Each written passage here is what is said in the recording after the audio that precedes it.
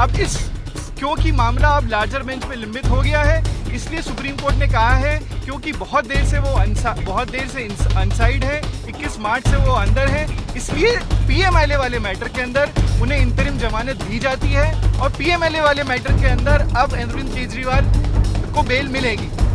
As far as CBI is concern, CBI का matter अभी भी लिमिट है, उसके अंदर हमारी याचिका हाईकोर्ट के अंदर अभी पेंडिंग है जो 17 तारीख को आ रही है। उस पर डिपेंड करेगा कि वो एक्चुअल में केजरीवाल साहब बाहर आएंगे या नहीं आएंगे। कि जरूरत क्या है अरेस्ट की, जरूरत वाला पॉइंट हमने इसलिए रेज किया था क्योंकि एनफोर्समेंट डायरेक्टरेट के पास एविडेंस बहुत पहले से थे, इसलिए हमने एक क्वेश्चन रेज किया था कि नेसेसिटी ऑफ अरेस्ट की जरूरत कहां से आ गई जब आपके पास एविडेंस बहुत पहले से थे। सुप्रीम कोर्ट ने हमारी याचिका पे ये क्वेश्चन कंसीडर किया है कि हाँ, necessity of arrest should have been considered.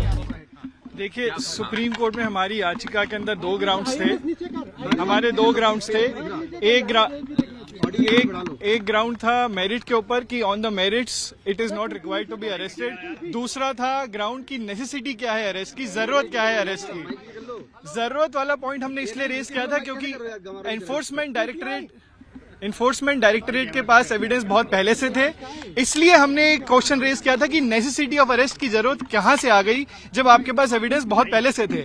Supreme court ने हमारी याचिका पे ये क्वेश्चन कंसीडर किया है कि हाँ, necessity of arrest should have been considered.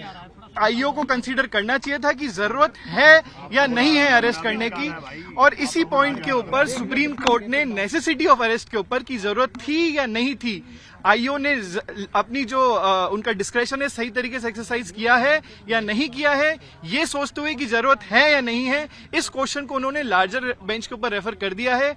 Larger bench इसके पैरामीटर्स निकालेगी कि भाई नेसेसिटी ऑफ अरेस्ट का क्या मतलब है और आईओ को क्या क्या सोच के और जरूरत है अरेस्ट की या नहीं है, इसके ऊपर देखकर ही अरेस्ट करना है। अब इस क्योंकि मामला अब लार्जर बेंच में लंबित हो गया है, इसलिए सुप्रीम कोर्ट ने कहा है क्योंकि बहुत देर से अनसाइड है, 21 मार्च से वो अंदर है, इसलिए पीएमएलए वाले मैटर के अंदर उन्हें इंतरिम जमानत दी जाती है और पीएमएलए वाले मैटर के अंदर अब अरविंद केजरीवाल को बेल मिलेगी। As far as CBI is concern, CBI का मैटर अभी भी लिमिट है, उसके अंदर हमारी याचिका हाईकोर्ट के अंदर अभी पेंडिंग है जो 17 तारीख को आ रही है।